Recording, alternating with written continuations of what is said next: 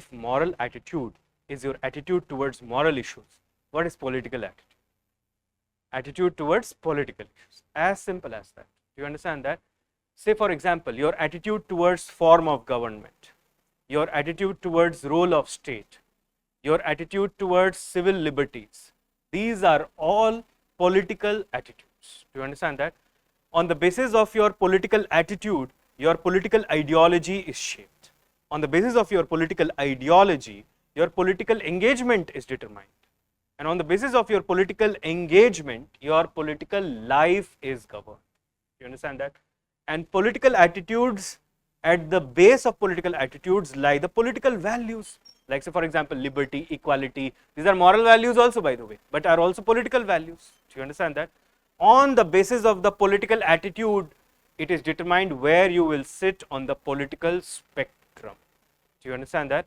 Whether you will be at the right end of the political spectrum, left end of the political spectrum, or somewhere in between. Everything is determined on the basis of your political attitude. Okay?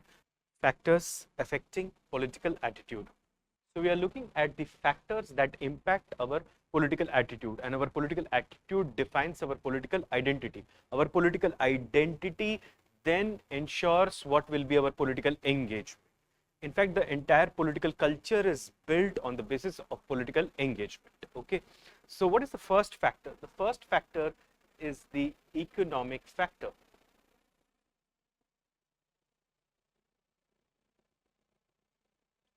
Now, when we say economic factor, what do I mean by that?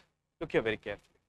Generally, people who are facing some sort of material deprivation,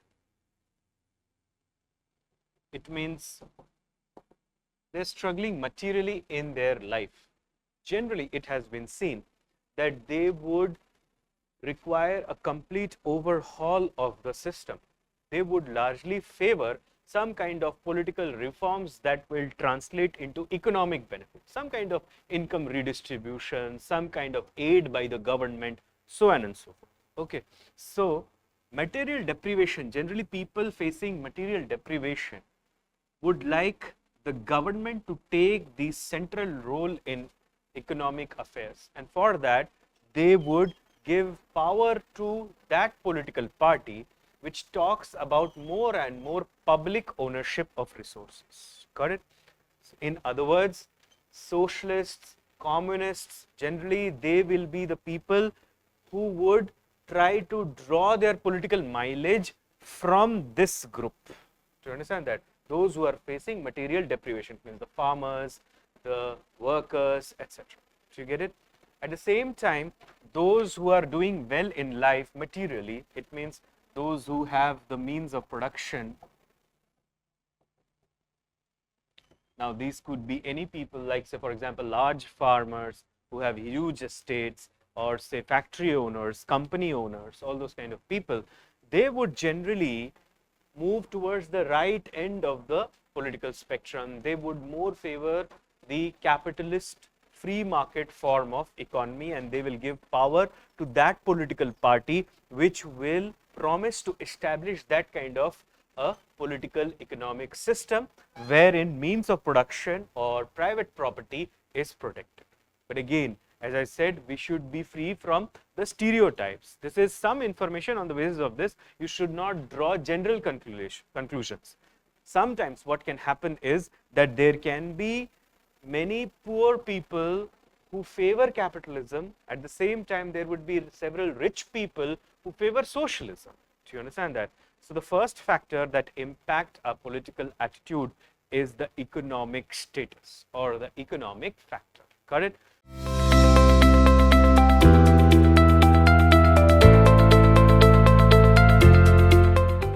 Now, how age could be a factor in shaping your political attitude? Think of this. Generally, when you are young, you are more malleable. Malleable means you are more prone to change. You are more open to accepting new ideas, because for the first time you are getting exposed to myriad of ideas. You are getting exposed to a brand of political ideologies. That's why you see that the bandwidth is too much when you are young, and you may sit anywhere on the political spectrum. Especially young people are those people who fluctuate between political ideologies more often. I'm not saying that the old people do not, but young people, they fluctuate between political ideologies quite often because they are still finding out their calling. What is their political attitude? What is the political ideology that they support? They're trying to find out all of that. They are out on a quest. So that's why they may change their political attitude. Do you understand that? With time. But the old, they generally are conservatives. Why? Because they feel that they have a stake in the system that has come into existence. So throughout the course of their life, they have shown faith to this system, or they have shown faith in this system, and that's why they are reluctant towards change. The third factor is the psychological factor.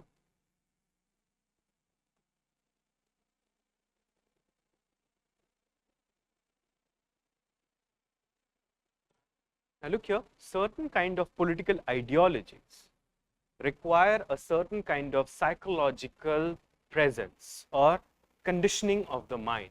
Say for example, think about liberalism or libertarianism, one mostly towards the left, one mostly towards the right. Do you understand that? To be a liberal, you require a certain kind of psychological condition. And what is that? You must have high degree of tolerance. Then only you can be a liberal. You understand that? Then only you can offer liberty. Like, say, for example, you cannot tolerate homosexuality. Then you cannot be a liberal. Do you get it? Perception about people.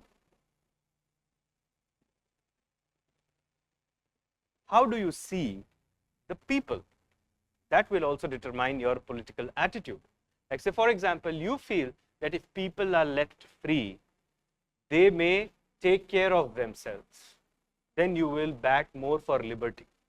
Whereas if you feel if people are left free, they will exploit the natural resources to such an extent that there will be a complete division of the society on the basis of haves and have-nots. Then you would demand more and more government control. And on the basis of this philosophy of yours, you will find yourself standing somewhere on the political spectrum, either right-leaning or left-leaning doctrines. Got it? Perception about people. How do you see the people?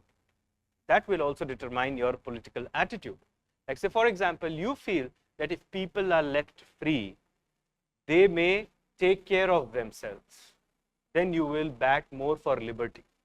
Whereas if you feel if people are left free, they will exploit the natural resources to such an extent that there will be a complete division of the society on the basis of haves and have-nots. Then you would demand more and more government control.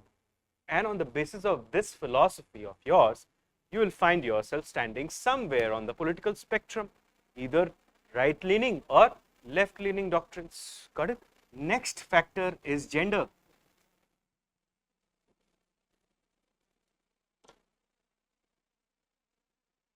Now, say for example, it is quite possible that females will be more proactive in political movements like equal wage for equal work.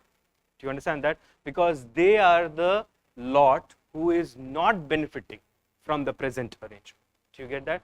But again, that's a generalization, a pure generalization. It is not required that you have to be a female to be a feminist. Do you understand that? Feminism is a philosophy. Feminism means that you take the world view by considering the feminine angle also in it, and it's not only masculinity which dominates all kind of engagements and deliberations. Got it? So gender, religion, it has a great impact on your political ideology. Generally, you see that if the political policies, schemes, programs, etc., laws, whatever you can think of, they are in tune with your religious beliefs, you accept them generally. And if they are violative of your belief system, your basic thought process, which you are drawing from religion, then you generally drop them, or you at least show resistance towards them. Do you get it? So whatever is in tune, in conformity with religion, you accept it. Whatever is against it, you condemn it. So you either condone it or condemn it, depends upon whether it is for or against your beliefs. Got it? But also region. Region also impacts our political attitude. Now suppose we belong to a particular region of the country, and there are, say, 3 political parties which are fighting the national elections, and one of those political parties says in its manifesto that it will undertake some developmental activities in the region from where you are coming. Okay. So generally there will be a natural inclination to support this political party because of the developmental activities that the political party is promising. So sometimes you support that kind of a political narrative, party, ideology, policy, scheme, whatever, which is causing some benefits to the region to which you belong. You understand that? So your belonging to a particular region might also impact your attitude. We all know about regional politics. Got it?